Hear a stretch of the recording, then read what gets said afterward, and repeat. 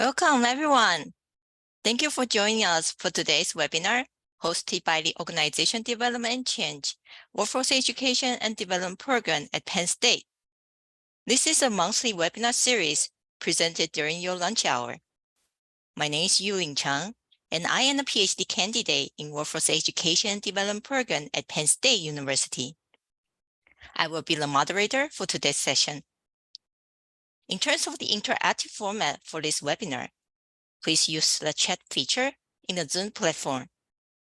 If you have any questions about the presentation, please use the Q&A feature on Zoom. You can see the Q&A button at the bottom of the screen. The Q&A session will be at the end of the presentation.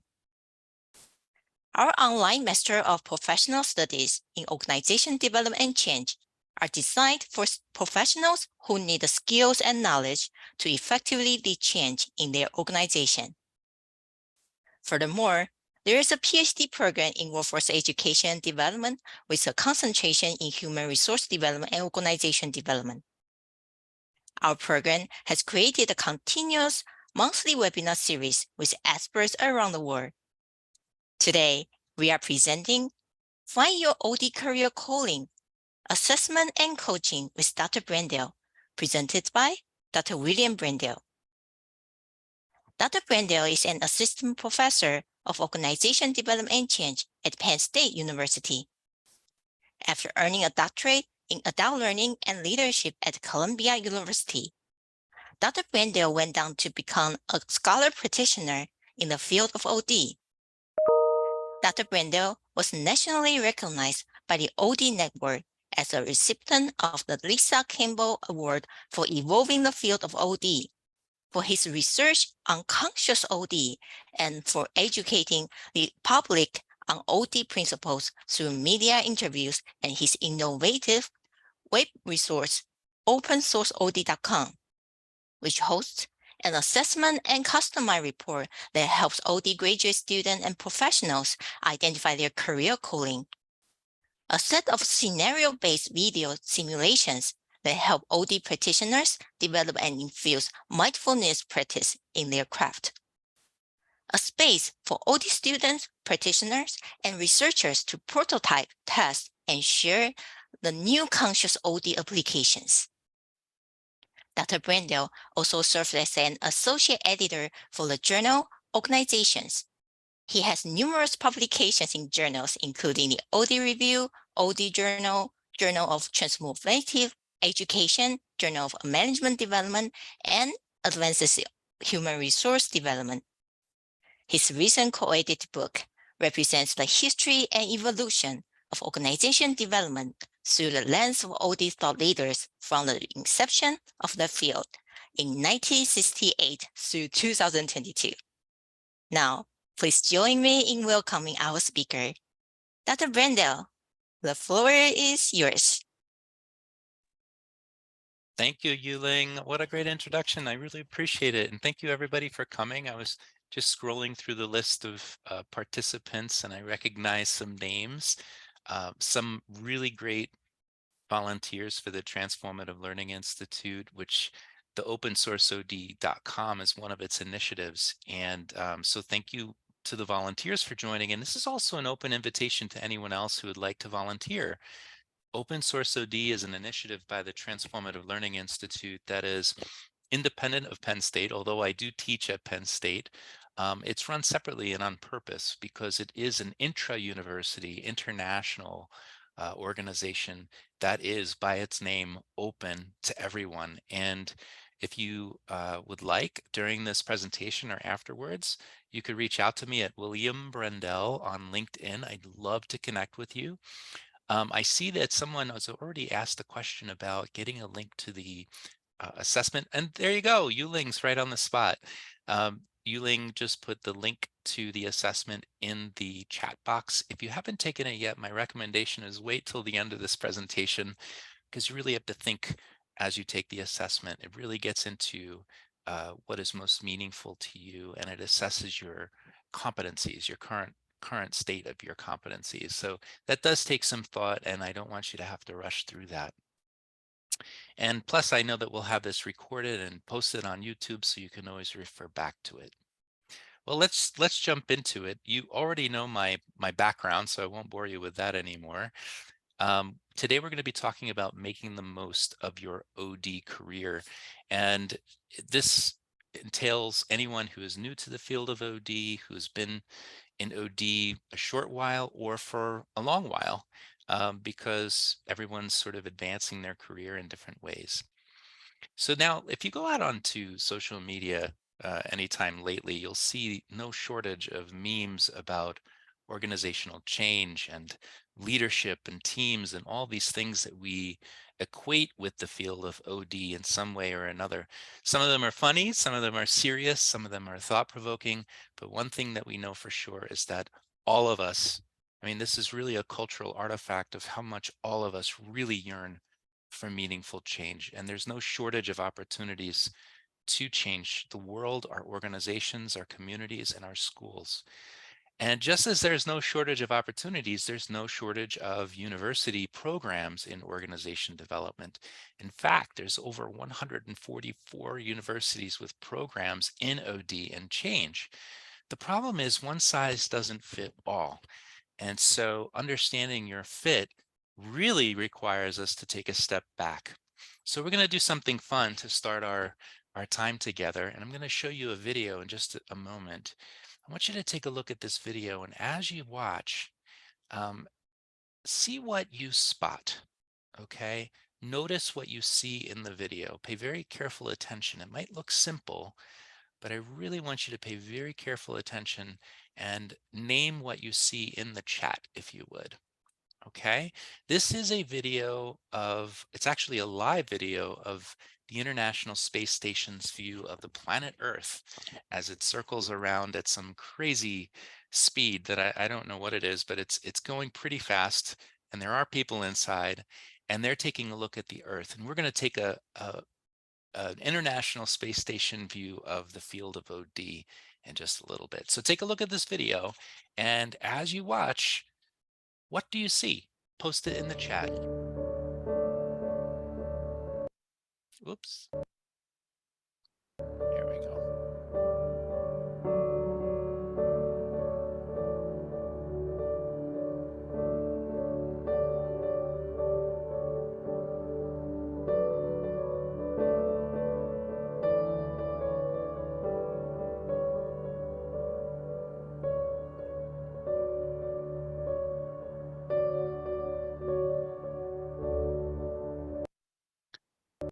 Oh, I keep pushing that ahead of myself. So as you look, you can see there's some sun glare there. That's one of the things you might see. Great, Justin, reflection. Wonderful. Light. And slow movement, that's right. Life. Great. You see an atmosphere. Very good. Interconnection. Yeah, there's a lot going on. A shift in perspective with a wink. Light. Very good. There's one of my close LinkedIn friends there posting. Expansive space. Yes. Shadows. Movement. Excellent. So you kind of get the point, right? When it comes to taking a bird's eye view of something, what you end up feeling is this feeling of appreciation because you're getting a distance and you get to see the whole big picture. It's really hard to do that with OD when you're in it, if you're teaching it or you're learning it, or even if you're practicing it in one small pocket of the OD world. But the other thing that you get when you see this perspective are a sense, oh, and awe, absolutely, Alex. You get a sense of options, right? You get a sense of what might be more comfortable for you, and that's where atmosphere and those sorts of things come in. You also recognize patterns, right? And someone said, I think it was Rachel, said something about interconnections. There are some really elegant connections when you take a deep view like this. And I hate to leave this slide because it's such a pretty slide. But we're going to come back down to earth right now. And I'm going to say that it's important to recognize people who are volunteering for our effort at the Transformative Learning Institute. You see them on this screen, and there are more and more every day volunteers. In order to see the big picture, I can't tell you what that is. We need many eyes, and for many reasons. One pair of eyes is definitely, uh, has its reliability issues from a human being perspective, but many eyes, particularly many diverse eyes, is super important. So if during this presentation you say, I want to be part of this, I wouldn't want to be part of getting the big picture of OD and making it easier for practitioners to find jobs they love, let me know. Reach out to me. Okay. So again, this is part of something called opensourceod.com, and there are a lot of really great initiatives on there. Check out that website for more. When it comes to our most meaningful careers volunteer crew, here are some of the big players. I think some of them are online today. I just want to give a big thanks to all the people who are volunteering, from the research side to the analyzing jobs and to the marketing of this effort and this free assessment to everyone. So thank you to the crew. Now for today, what we're going to do is we're going to take that big picture look, and we're going to specifically look at what it takes to demystify the OD career landscape. We're also going to identify some critical patterns and connections. This will help you a lot, I believe. We'll also begin to look at your career calling. So for those of you who have taken the assessment, you'll have a good reference point for this discussion. If you haven't, you'll still be able to follow along. However, I want to encourage you to go back and definitely take the assessment, because as you'll see, there are a lot of great resources that come with the free report. And finally, we're going to talk about your career vision and why a career vision is so important, not just in terms of what you say yes to, but also what you say no to. That's a big part of your career development trajectory, a successful one anyway. So what I'm going to do next is I'm going to show you a video that says a lot about what this initiative is, better than I can. It's in a nice video format with music. It's only a minute long, so just pardon my indulgence while I play this, and then we'll get into how we created this assessment and why it's evidence-based and very, very much powerful given its recency.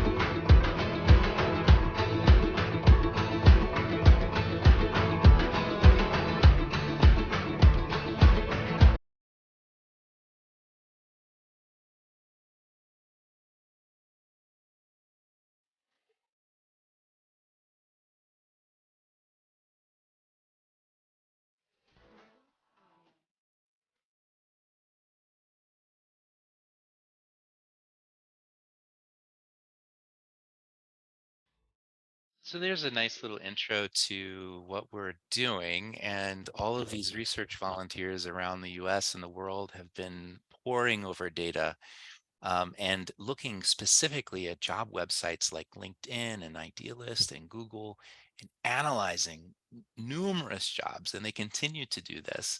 And as we analyze these jobs, these internal jobs, we see a lot of interesting patterns, but we're also analyzing external OD positions. So for people who are consultants or want to be consultants or interested in transitioning from internal to external, we're also looking at similarities and differences there, primarily by going through the OD network's directory and looking at websites of organizations that wish to share their websites. Now, to take all that data and create a big picture assessment, just like we were looking at the planet Earth and trying to find connections and patterns, we also found some patterns, really interesting patterns.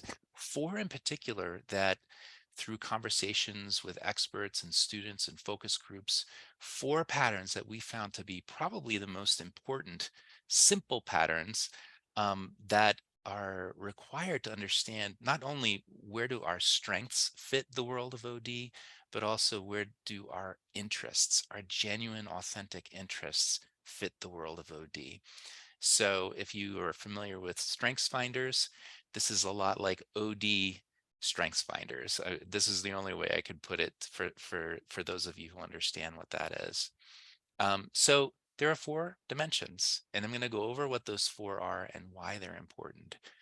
Each of you today who are here have a leaning, a preference, one way or the other. Some fall right in the middle, but typically there's a preference. A lot like the Myers-Briggs in personality type inventory. You might be a little bit more introverted than extroverted, for instance, right? So the first dimension is outcomes. And on the outcome dimension, as you see over here, most people, right, do this work because they want to see a product of change. And there are different contexts, communities, schools, organizations, nonprofits, B Corps. There's tons of places you can work on change. Some people just gravitate naturally toward change in organizations like corporations and love to get their hands, deep into key performance indicators and look at, drivers of performance and so on and so forth. While others lean more toward societal change, right? And that could be anything from increasing graduation rates to decreasing recidivism in prisons and so on. There's a number of different things on the societal side. So the first thing that this assessment measures is where you fall, what your leaning is. The second dimension is whether you lean toward more of a pure OD identity, right? And you know who you are. If you're out there, you say, I want to be an OD practitioner and nothing else. And there is a world of careers and positions for pure OD practitioners. At the same time, we know just anecdotally that there are a lot of people who are hybrid OD practitioners and internal consultants. And these are folks who do OD, so they're OD enough to say that they're hybrid OD, but they also incorporate other skills and abilities that fall a little bit outside of OD, right? So it might be a little bit of OD plus a little bit of talent development or learning management systems or knowledge creation, right? So these hybrid positions are coming up all over the place, and people tend to lean toward wanting to be pure OD or hybrid. And that also is part of the assessment. In the bottom left-hand corner, you see approach. Now, if you've been studying OD for any amount of time, you know that there are diagnostic forms of OD that go in and try to measure things and change behaviors, right? But there's also dialogic and even conscious interventions for organization development that focus more on changing mindsets and awareness, more of a generative form of OD. And while you can practice both, and generally it's a good idea to balance both, people tend to have a preference. And so do jobs, so do job descriptions, and so do consulting organizations. So here again is just sort of getting a sense of where you lean. Do you lean more toward the classic diagnostic approach or more toward an innovative dialogic approach? And finally, there's mastery. Some people really prefer to fill up their tool belt full of knowledge, skills, and competencies that have a broad range of applications, and they can go into an organization and they can just, flexibly pull whatever they want and use that.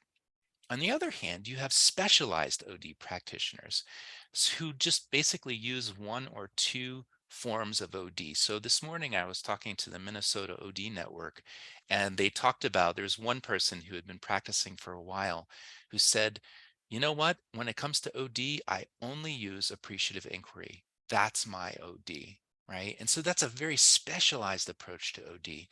So again, you don't have to know all of OD to practice OD. You could pick one specialization and just use that the rest of your life. So these again are leanings. So out of these leanings, if there's 2 leanings per 4 dimensions, you get 16 possible outcomes. And it turns out that each of these is represented in the job world. So there are jobs that match each of these by their criteria. Now, I'm going to give you an example of this. So let's say if we look over here at patterns, you have somebody who has a societal leaning, and they also have a hybrid identity. They want to be a hybrid practitioner, but they're very classic in their approach, and they have a specialized mastery of some tool that they want to utilize. In that case, they're a humanity hawk. And humanity hawks have their own cadre of jobs that will feel both meaningful and engaging to them because it plays directly to these 4 dimensions. Okay. Now let's take it the opposite example. Let's just play with this. Let's look back at patterns and look at the green stars. Let's say you find somebody who's interested in organizational change and they want to be a pure OD professional and they are innovative, right? So maybe they're using some form of dialogic or conscious OD and they want that broad mastery of OD interventions and frameworks. In this case, they're a Renaissance consultant, and Renaissance consultants come with their own cadre of jobs that fit those 4 different dimensions. And here what you might notice is that proportionately there are more external consulting positions than internal, at least for this on this slide. And so that says something about your prospects and where you might want to set your sights if you're still on the fence about whether you want to be an internal or an external practitioner. All right, so when we talk about your report, so for those of you who have taken your report, let me just ask in the chat, because I've been talking a little while, who's taken the assessment? And if you've taken it, what is your career calling preference? If you just type it into the chat, I think it would be interesting to see the type of diversity that comes out. So just take a moment to type it in. Rachel is a societal game changer, no surprise. Savannah's coming in as a benevolent barista. Amanda, there you are, stealth improver. Excellent. So you could see how this diversity, consciousness raiser, Alex, that makes perfect sense to me. You could see how these diverse preferences match different jobs. So in this way, I mean, you could sort of go through the implications. Amanda and certain people, Alex, etc., might all be going in different directions, but they're still in this desire to practice OD. Okay, nice. Got a bunch of consciousness raisers out there. Wonderful. So now when you get that report, so once you take the assessment, you get an email, it gives you 2 reports. Okay. One is for the meaningful work aspect of this, right? And feeding that meaning and igniting that energy and excitement and filling your tool belt. That's one. The other report is a competency measure, a competency report that thanks to people like Yu Ling and Farhan and a number of other people, we've done a content validity study with experts in the field. So we have both in this one assessment, a preference piece, right? Your interests, and a competency piece, which is your strengths. So let's look at the first report. This is something that you would see in your preference report. And that comes in the email and there's a link and you click on the link and it'll take you right there.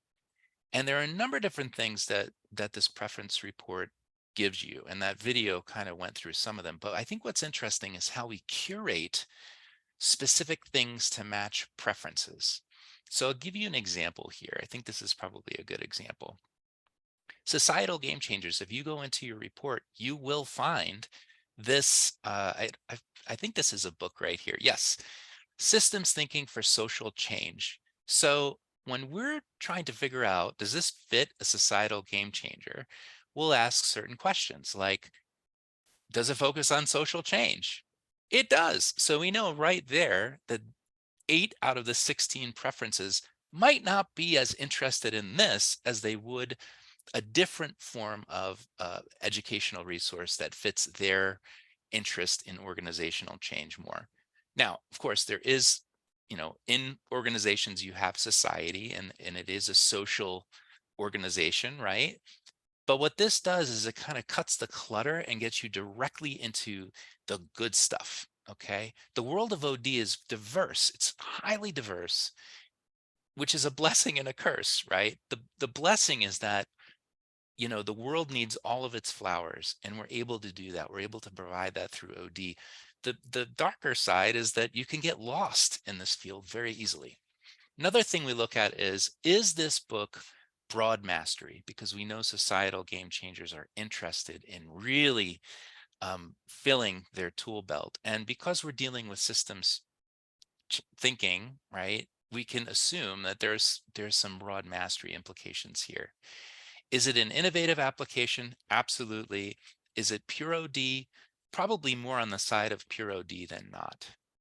We're also curating people. So I know that sounds a little strange, but what this does is it not only helps you find resources that speak directly to what you're interested in and what you're competent at and what you want to develop, but it also gives you direct access to a group of people who you might call, like, these are my people. They get me. They want to produce the same type of change. They see their identity in the same way. They have the same interest in competencies. They have the same idea about an approach that they want to take. And so here you can go and share resources and videos and jobs and all kinds of good things. When you get your report, you go to the very last tab, and there's a link in that tab that will take you to this network. This is one of the most special pieces of this report. And so basically what we're doing is we're sort of organizing and creating pipelines for people who are just entering the field of OD, who are moving through, maybe they're already in OD and they're trying to advance their career. And the pipeline continues on to employers. So there's a place in this for people who employ OD consultants either directly as members of their organization or as consultants to their organization. Fit is a very important thing. So how did we look at competencies? This is important, and if you're a competency person, you'll find this interesting. If not, bear with me. It's important to know that you have the skills to do the job, right? So we had to pick a competency model to do this, and that was hard because if you look at the literature, there are probably I think there's about 31 competency models, but there's 11 that are like really good competency models. And I kind of got into this by looking at the work of Minyan Chung Judge, who published an article actually in the very last year about all of these different competency models. And what I found was that some OD competency models investigate and incorporate things that others don't. So, for instance, some competency models incorporate ethics, others don't. Some incorporate use of self, and others don't. Some incorporate DE&I, and others don't. And there are a couple of other important situations just like that, including consulting skills, actual skills to do consulting, either internally or externally. So how did we resolve this? What we did was we created a supra competency model that includes all of those things, but at the same time simplifies it.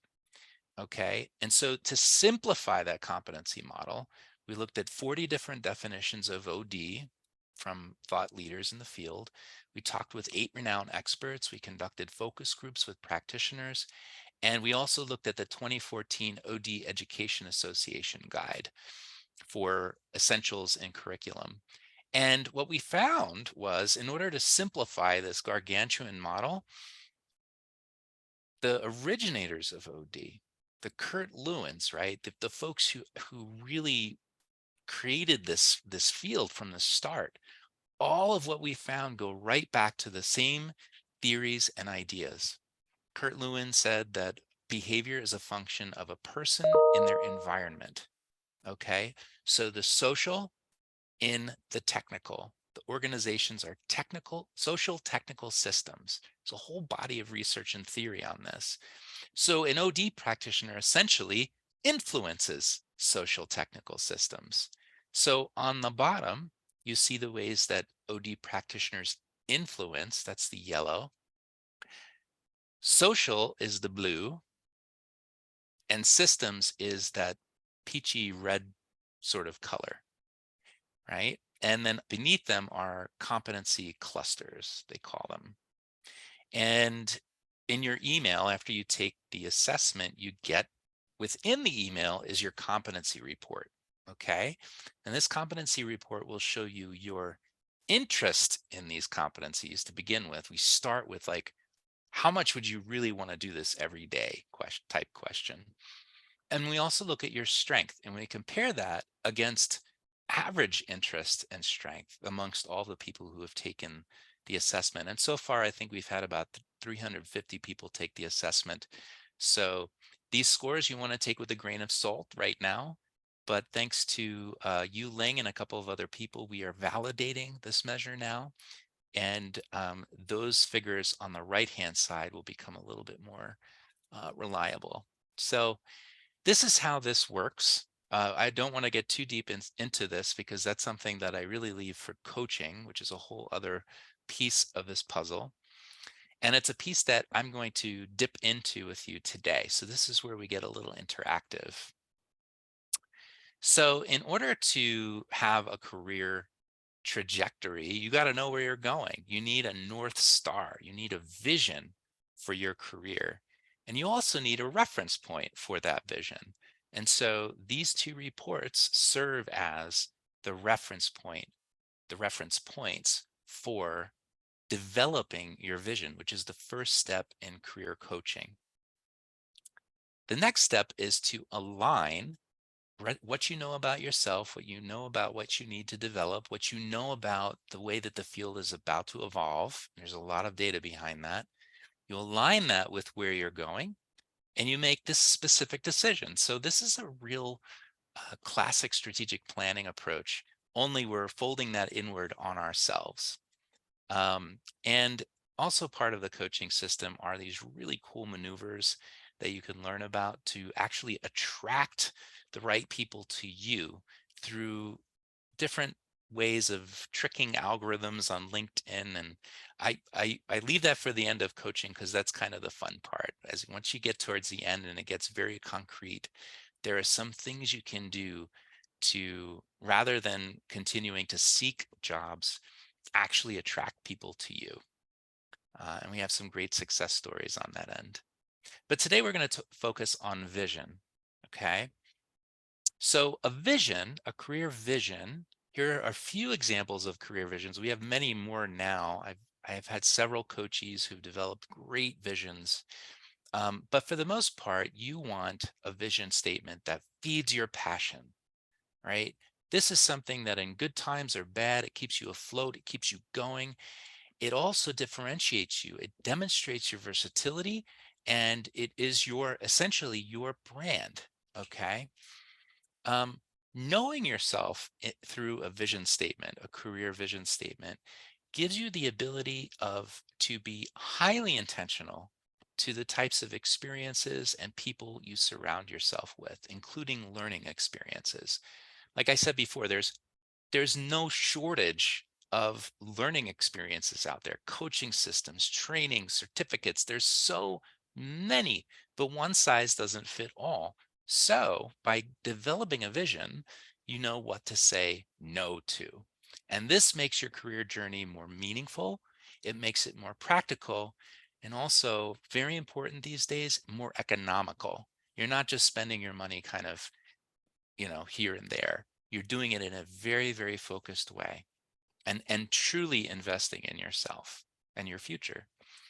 And lastly, if you are looking for an internal career, or even just somebody who's interested in hiring you as a consultant, your ability to articulate what you do, how it's different from others, what the benefits are, and how much you feel like you connect with it naturally, that ability will beat anybody else to getting that sort of opportunity, because People can tell when what you're saying is congruent with who you are. They can also tell when you're kind of faking it or you don't have a fundamental love for the field. So this visioning that we do in coaching gets you closer to that.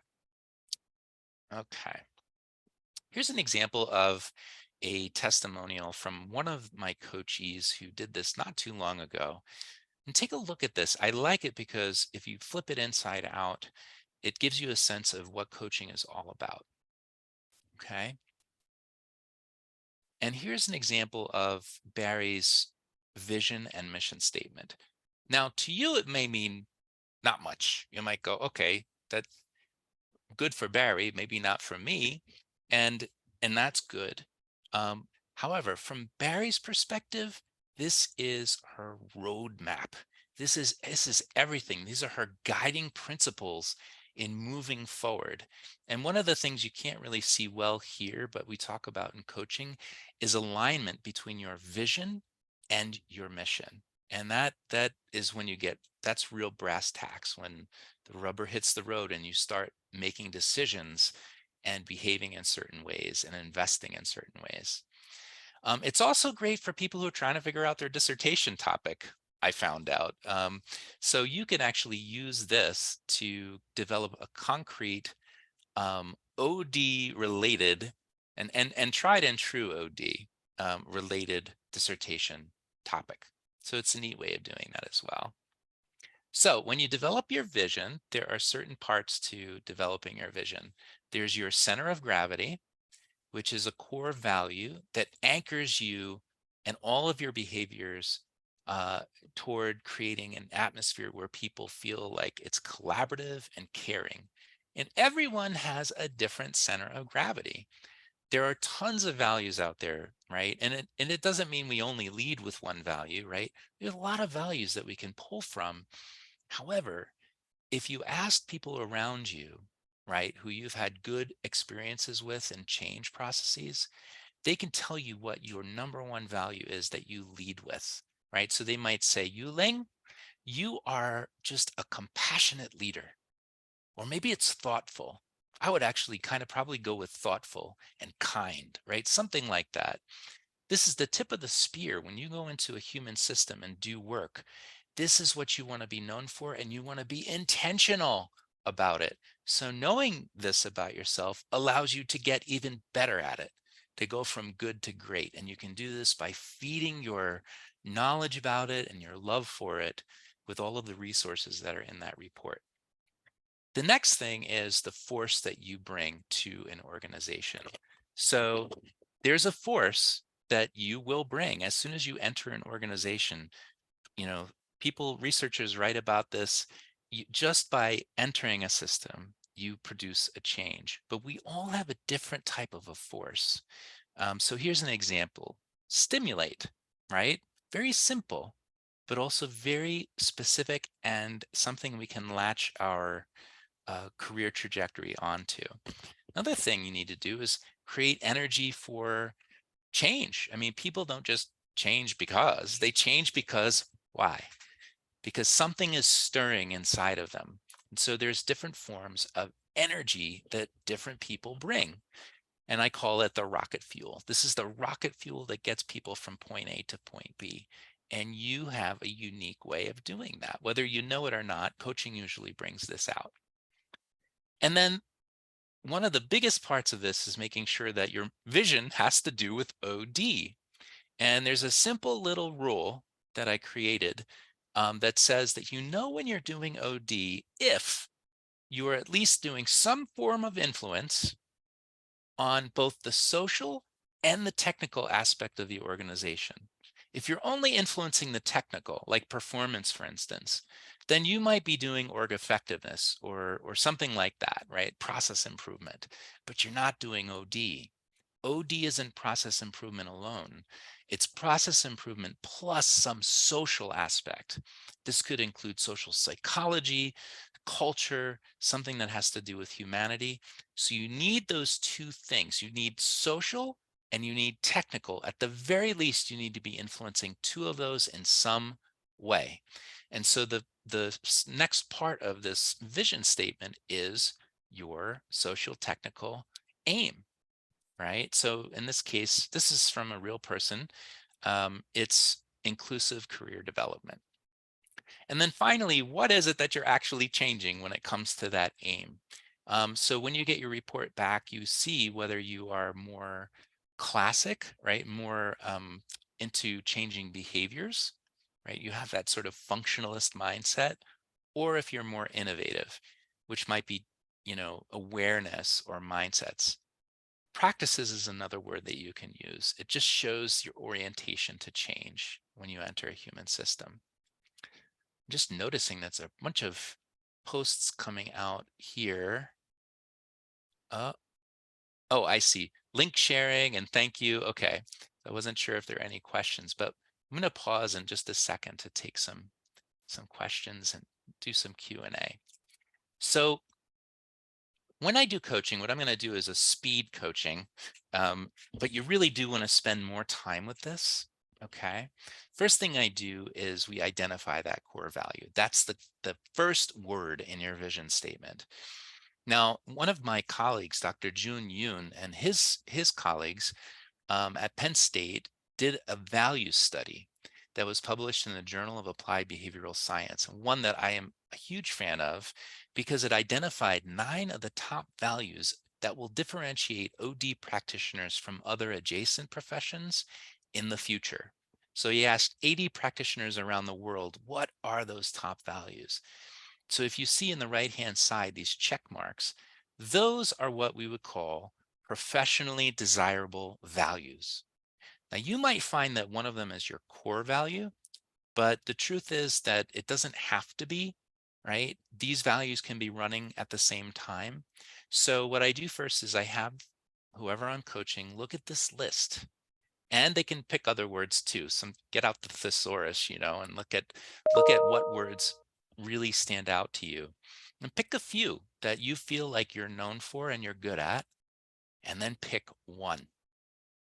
Right? So that's usually what I do at this point. And it takes a lot of dialogue to get to that point.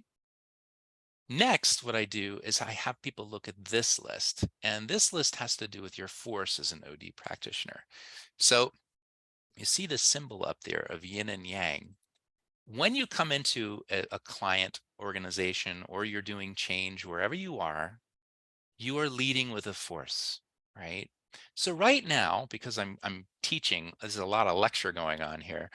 The force is a pushing force, right? That's very yin.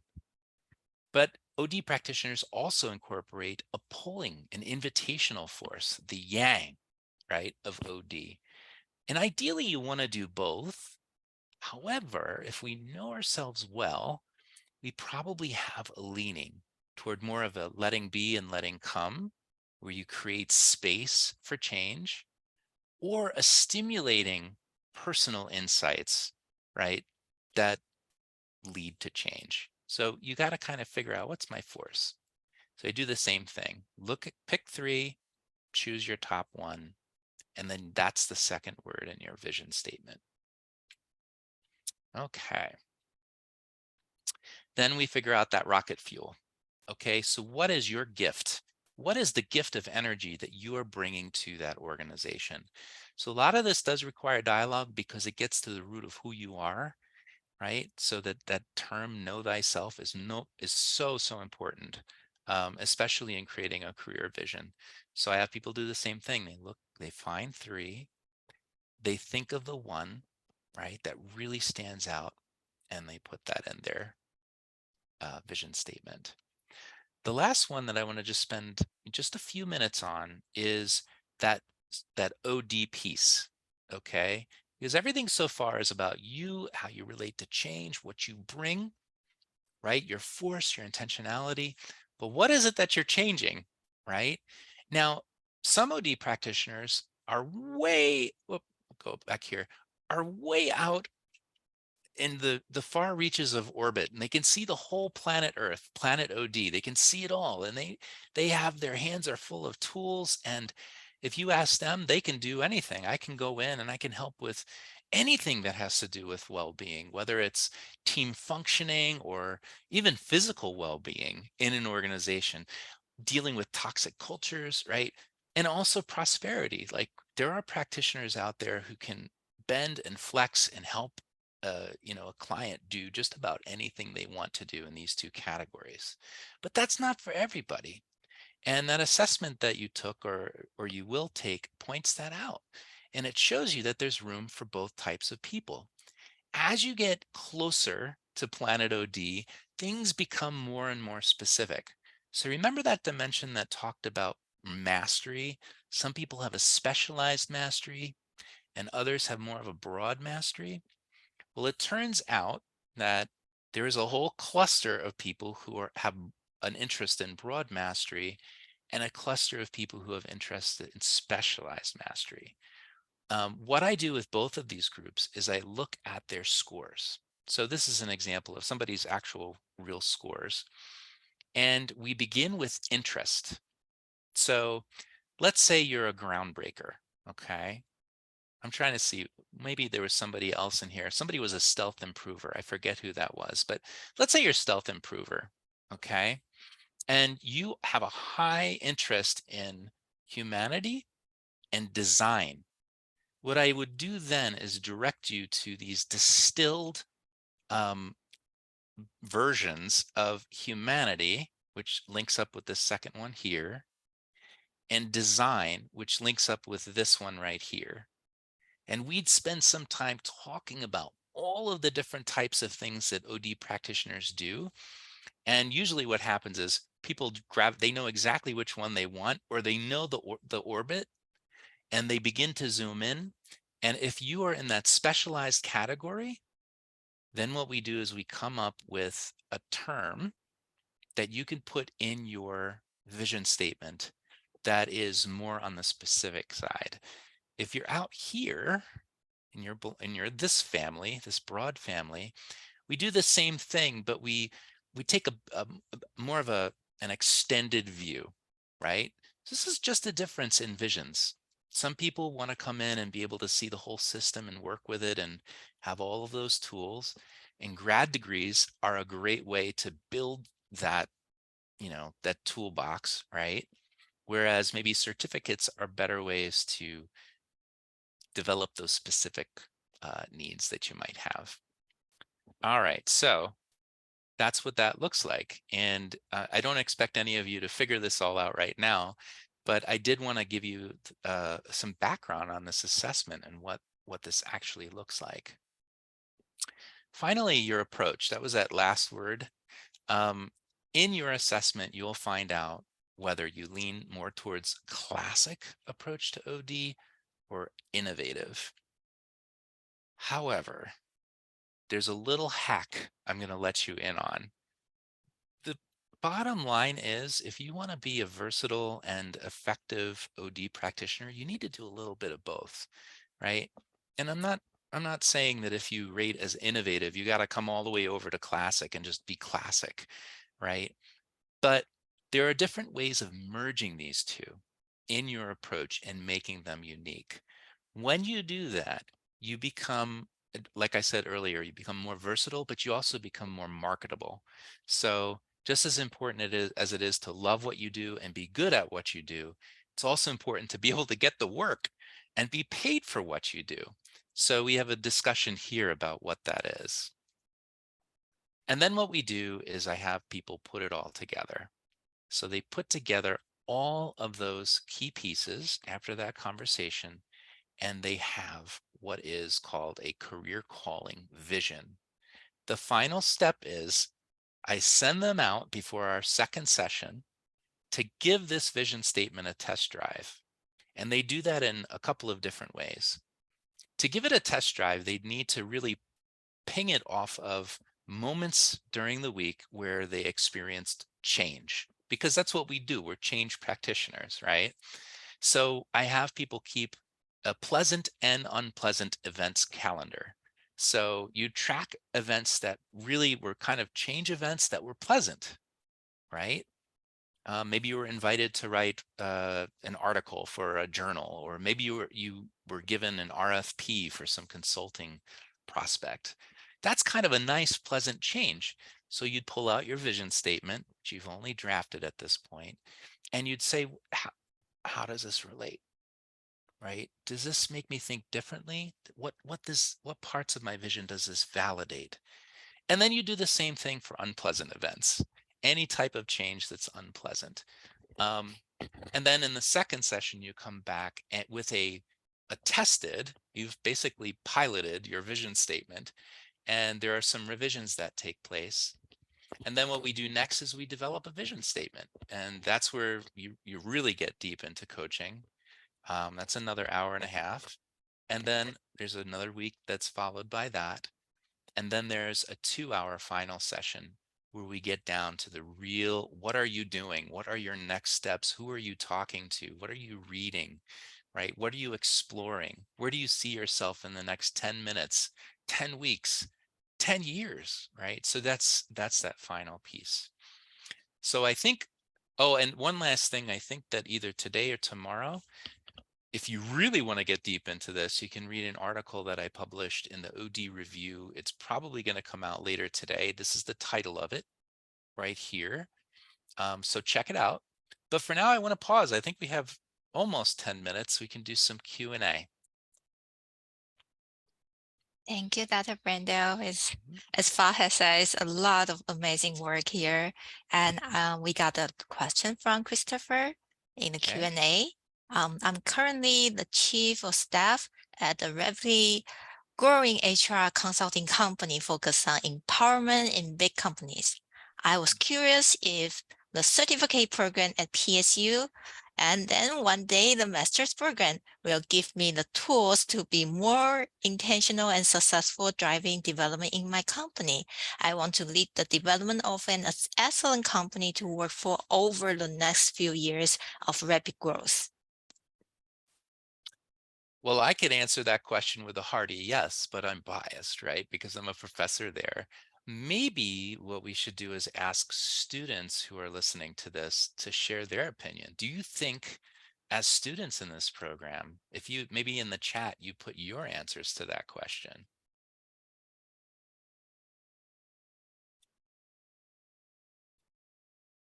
And then, of course, Christopher, you can always reach out to me by LinkedIn, and we can talk about what your plans are and what your hopes are, and maybe there is a good fit here.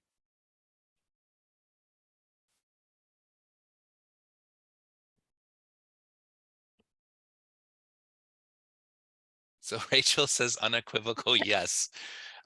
That's a very big blanket statement, which I love. I think one of the big, just to kind of speak specifically to why I love this program is because we care. And we don't just care, but we're practitioners. We do this. This whole thing is part of an LLC that I own. We are constantly rolled up. We're in the market. We're talking to people. We are networked. And I think your network is like 90% of the battle. Wonderful. Thank you, Justin. All right, while you fill that in, how about we take another question? Right. Second question, what is the value of different work experience in shifting to a career in OD? Oh, okay. I have a great example of this. Okay, so I don't know what it was. One of these webinars I was doing recently. Oh, it was for the OD network. Somebody came on who has all of this great experience in marketing, and she said, "I have all this experience. Is it going to go to waste if I go into OD?" And the truth is, the reason why I created this assessment is because there are things that you do. There are things that are part of your professional narrative that might seem like they have nothing to do with OD, but this assessment shows you that they do. So, as an example, something like marketing, obviously you could use it to market your OD, services, but the actual practice of OD, what I would suggest in coaching is that if you have marketing background, for instance, you check out a whole new line of OD work called human-centered design or design thinking for organizational change.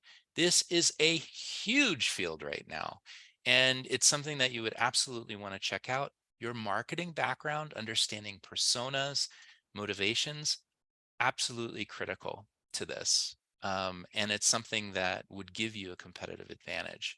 So the answer is there's a lot of value to different work experience. Some of it's just understanding the environment that you want to work in. So if you volunteered or you've done anything for Peace Corps or AmeriCorps or any of these really great social good organizations, and you're interested in societal change, chances are you already have some of what you need to do good OD work. So I hope that helps.